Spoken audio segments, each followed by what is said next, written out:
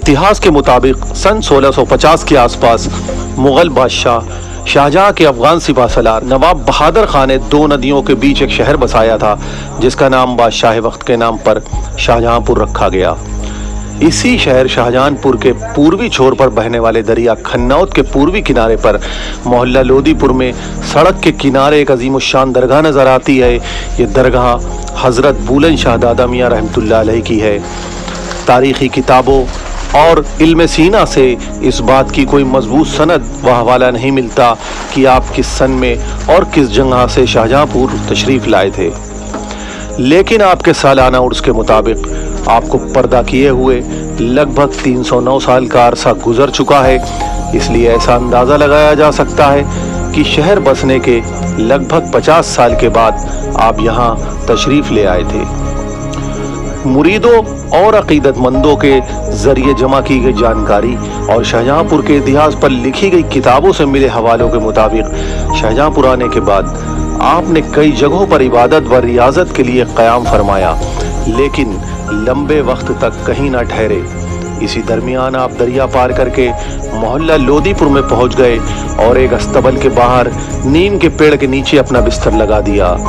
यह अस्तबल उस वक्त के एक मालदार शख्स शेख जमालुद्दीन का हुआ करता था, जो औलिया इकराम से बेपनाह मोहब्बत व अक़ीदत रखते थे। जब जमालुद्दीन साहब को आपके तशरीफ़ लाने की खबर मिली तो फ़ौरन आपकी खिदमत में पेश होकर घर के अंदर चलने का इसरार किया, लेकिन आपने घर के अंदर रहना पसंद ना फरमाया और उसी नीम के पेड़ के नीचे क़याम फरमा लिया। उस दरख्त के नीचे इबादत व रियाजत में आपने तकरीबन 10 साल का अरसा गुजारा। जाड़ा, गर्मी और बरसात के तमाम मौसम आपने नीम के दरख्त के नीचे गुजारे।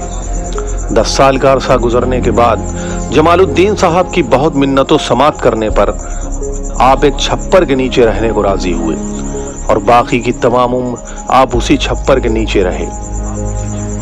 मोहब्बत इलाही का ये हाल था कि कभी पूरी पूरी रात नमाजों में मशगूल रहते थे और कभी जज्ब की ऐसी कैफियत तारी होती थी कि अहकाम शरई की पाबंदी में कोताही हो जाती थी। शायद इसीलिए कातिब वक्त ने आपके लिए मजजूब लफ्ज़ का इस्तेमाल किया है।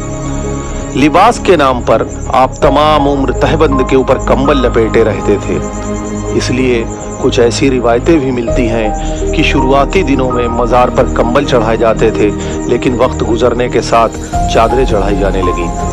आप पैरों में चप्पल नहीं पहनते थे और ना ही कभी किसी ने आपको चप्पल पहने देखा।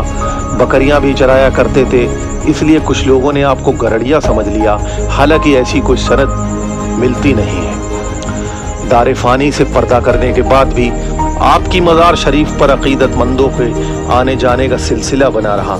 चबूतरे वगैरह की तामीर पहले हो चुकी थी। समा खाने की तामीर सन 1903 में मौजूदा मुतवल्ली हाजी अब्दुल रहमान साहब और हाजी मोहम्मद सईद साहब के पुरखों ने करवाई थी।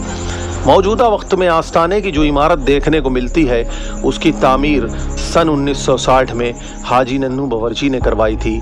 हाजी नन्नू माशाअल्लाह होटल चौकी इंजान वालों के दादा परदादा हुआ करते थे। बाद में वक्त वक्त पर टाइल, फर्श और फिनिशिंग वगैरह का काम कमेटी मज़ार और अक़ीदतमंदों की तरफ से कराया जाता रहा। मौजूदा वक्त में मज़ार की देखभाल और तमाम जिम्मेदारियों को हाजी अब्दुल रहमान साहब और हाजी मोहम्मद सईद साहब अंजाम दे रहे हैं। इससे पहले आप ही के ख़ानदान के लोग लगभग पिछले 300 साल से दरगाह के लिए अपनी खिदमतें पेश करते रहे हैं। उनमें से एक नाम हाफिज़ ज़हीर हसन साहब का भी है। आपने शादी नहीं की थी और अपनी पूरी ज़िंदगी दरगाह के नाम वक्फ कर दी थी। आपने एक मदरसा भी तामीर करवाया जो दरगाह के बराबर में आज भी चल रहा है।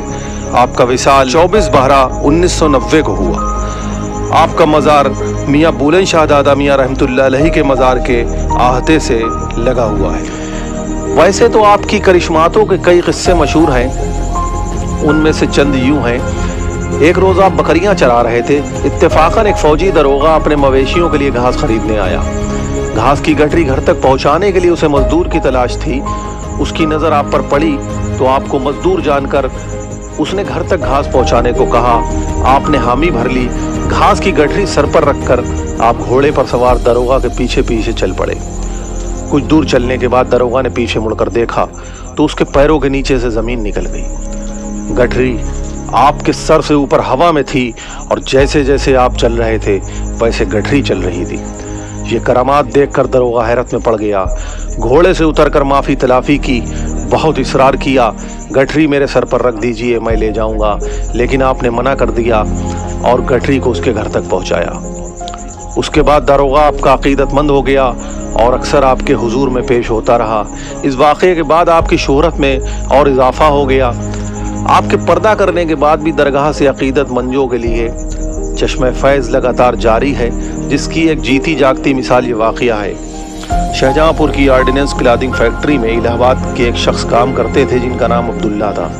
नौकरी के दौरान उनको मियाँ बुलंद शाह की मज़ार से बड़ी अक़ीदत व मोहब्बत थी और वो अक्सर आपकी दरगाह पर हाज़िरी देते थे। रिटायरमेंट होने के बाद वो वापस अपने वतन इलाहाबाद चले गए। कुछ अरसा गुजरने के बाद वहाँ उनका बेटा गुम हो गया। बहुत तलाशने के बाद भी उनका बेटा नहीं मिला। एक रोज़ वो बदहवास हालत में अपने बेटे की तलाश में भटक रहे थे, तभी उनको एक बुज़ुर्ग मिले और परेशानी की वजह पूछी तो उन्होंने भीगी आंखों से बताया कि हज़रत बच्चा गायब हो गया है, काफ़ी वक्त गुजर गया है, कोई ख़बर नहीं। बुज़ुर्ग ने कुछ देर के लिए आंखें बंद करी और जब आंखें खोली तो फरमाया कि शाहजहाँपुर में मियाँ बुलंद शाह की मज़ार है, वहाँ जाओ और हाज़िरी दो, इंशाअल्लाह ताला बच्चा मिल जाएगा। उसके फ़ौरन बाद अब्दुल्ला साहब शाहजहाँपुर आए और 40 दिन तक मुसलसल दरगाह पर हाज़िरी देते रहे। 40 रोज़ के बाद वो दरगाह से निकल रहे थे तो देखा सामने उनका बेटा खड़ा है। ऐसे बेशुमार वाक़ियात और करिश्माते आपके नाम के साथ जुड़ी हुई हैं और शायद यही वजह है कि 300 साल से ज़्यादा का वक्त गुजरने के बाद भी रोज़ाना बड़ी तादाद में हर धर्म और तबके के अक़ीदतमंद आपकी दरगाह पर झोलियाँ फैलाकर अपनी मुरादें पूरी होने की दुआएं मांगते देखे जा सकते हैं। आपके कुल शरीफ में अक़ीदतमंदों का ये मजमा हज़ारों और लाखों की भीड़ में बदलते देखा गया है। वैसे तो हर साल 10 रजबुल मरजब को आपका सालाना कुल शरीफ होता है, लेकिन आपके उसका प्रोग्राम 3 दिन चलता है। 8 रजब को नमाज ईशा के बाद ईद मिलादुन्नबी सल्लल्लाहु ताला अलैहि वसल्लम का एहतमाम किया जाता है और 9 रजब को चादर पोशी व गागरों की रस्म अदायगी होती है। 10 रजब को नमाज फजर के बाद कुरान खानी और नमाज मगरिब के बाद कुल शरीफ होता है। न्यूज़ अपडेट भारत की सीरीज़ औलियाए शहर शाहजहाँपुर के लिए फैसल फैज़ के साथ ज़ीशान रज़ा।